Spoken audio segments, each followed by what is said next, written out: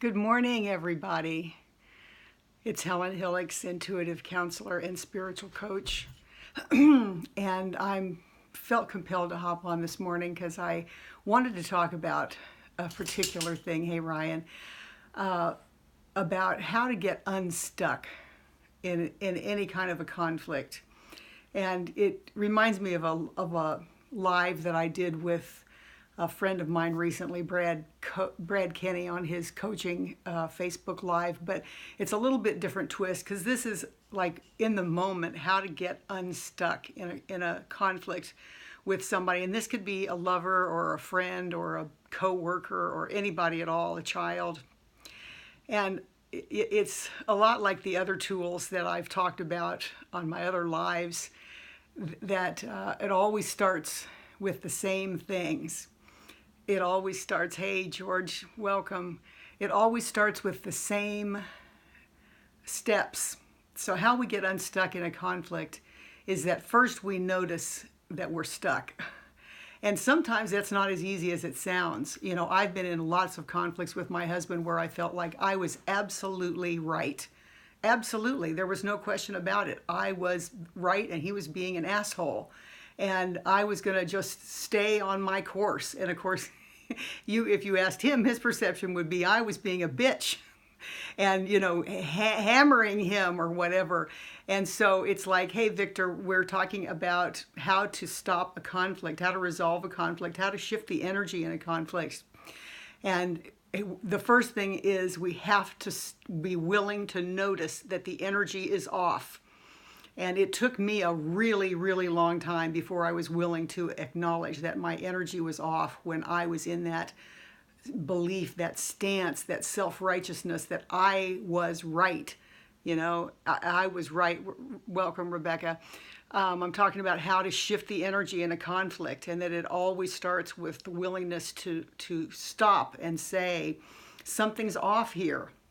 And even if I think I'm right, I've learned to still, I just know that little squiggly weird feeling inside me when I know I'm standing in something, I'm standing in my position.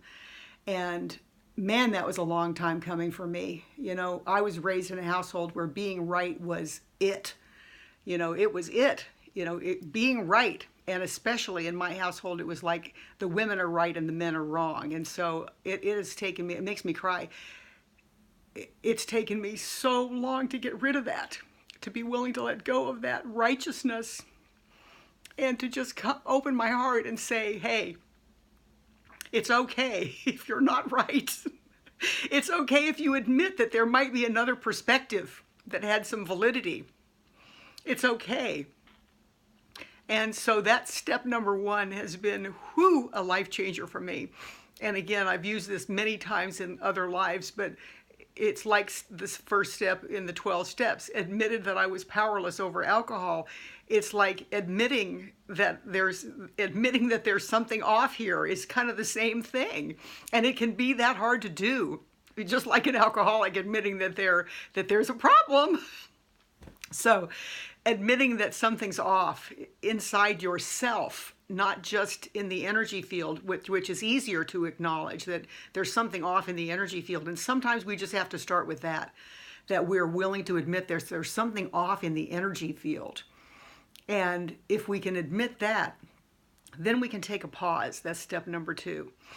Is take a pause, take a breath, and connect to God. Connect to your higher power. Connect to the source. Go for a walk out in nature. Go stand by the ocean or stand under a tree, hug a tree. Go pet your dog. Whatever it is that helps you feel connected to the oneness. Do that, because that automatically shifts your energy and allows you to remember that you're part of something so much bigger than yourself. So much bigger than your ego self. That says I'm right and he's wrong, or I'm right and she's wrong, or whoever. It allows us to break out of that and just to see the bigger picture and to remember what we're really here for, which is to love, to connect, to make a difference, to be of service. We just get so lost in our conflicts where we don't even remember that anymore. I don't remember that I want to connect to my husband in that moment. I just want to kill him. So it's like, that's step number 2, is to take a pause. And step number 3, again, is, I was just leading up to that, is set your intention. You know, what is your intention in life? And it doesn't have to be for this particular moment. What is your intention in life? Is it to be conscious? Is it to be clean? Is it to be clear? Is it to be loving and of service? And if so, apply that to this particular conflict, this particular situation, and see how, again, the energy will shift if you set that intention. And if you take a pause, if you stop and you take a pause and you set the intention and you say so to the other person, you know, I need to take a pause because I know something's not right inside me, and I want to take a moment to connect to myself and my higher power, my God. If you do that and then you say, you know, my intention is to clear this up. And that intention right there sets a neutrality. My intention is to clear this up, and I will do whatever it takes to clean this up. I will go uncomfortable places inside myself. I will set aside my ego's agenda. I will do whatever because I really want to clear this up so we can reconnect. And again, this can be with an employer, a boss, a friend, a lover, a child. You know, it can be anywhere. And if you say that intention to the person, then that already puts them at ease that they're not going to be attacked.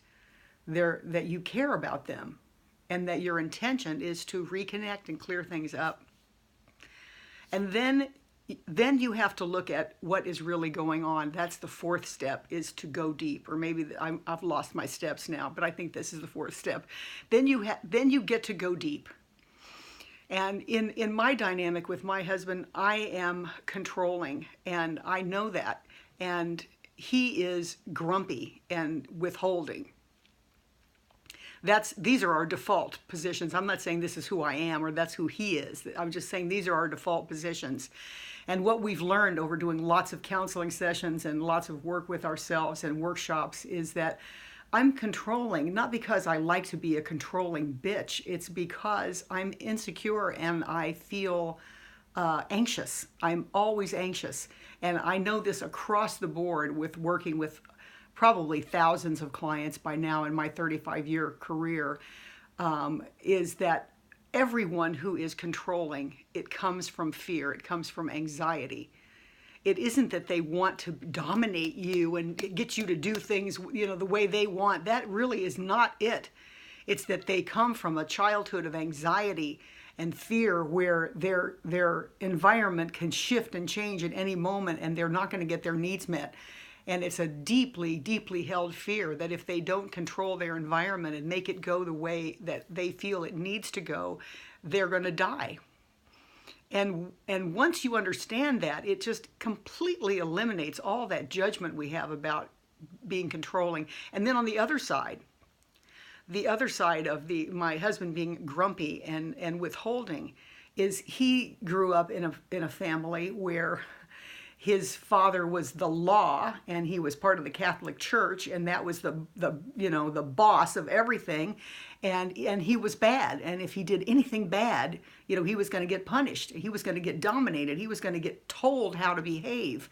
And so we have this toxic, you know, conflict going on where I believe that if I can't control things, I'm going to die. And he believes that if he gets controlled, he's going to die. It's so perfect. We are the perfect partners.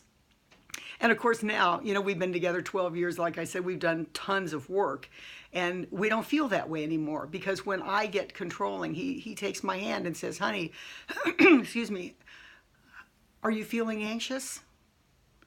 And, you know, at first I'm like, I'm not feeling anxious, you know, but I'm kind of over that stage now, and I think, oh, yeah, I guess I am feeling anxious. And then he'll reassure me and say, honey, you don't have to feel anxious. I'm right here. And I shared this recently, a situation in which he got grumpy and negative, and I took his hands and I said, "How are you feeling, honey?" And in the past, I would have tried to control that situation and withdrawn from him and judged him. But I don't do that anymore because I love him and I know that when he gets grumpy and withholding, it's only because he's hurting inside. He feels like he's done something wrong generally. That goes back to his childhood. He generally feels like he's done something wrong. He's not making me happy or whatever it is. And so I'm able to connect to him now and love him and support him through that. And it's like that dynamic is broken.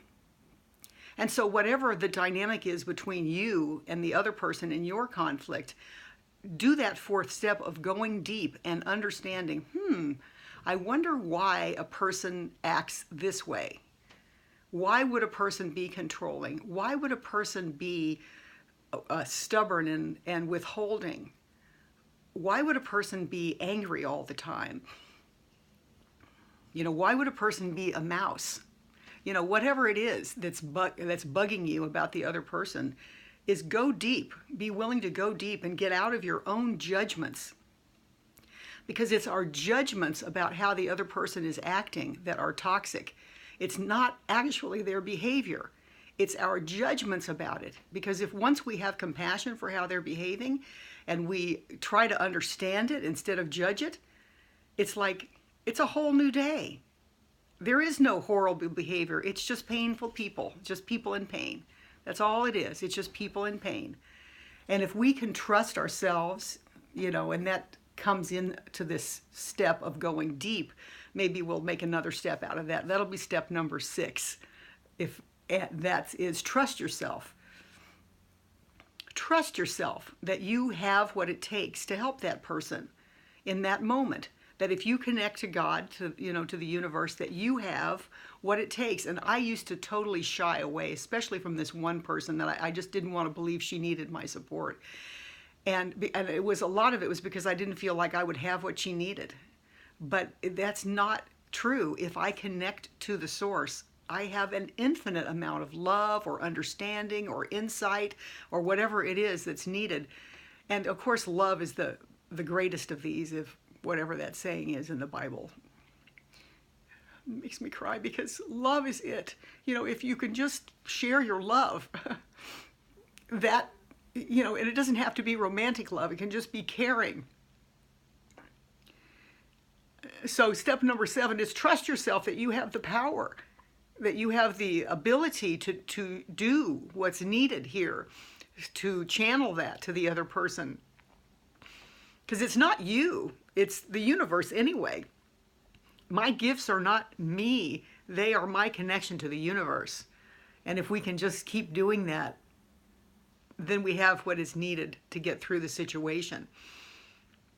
And then once we channel that love and we go deep and understand one another, it's like poof, there is no more conflict. Whatever you were fighting about generally dissolves, and then you're able to actually resolve whatever the superficial issue was, like where should we go for dinner.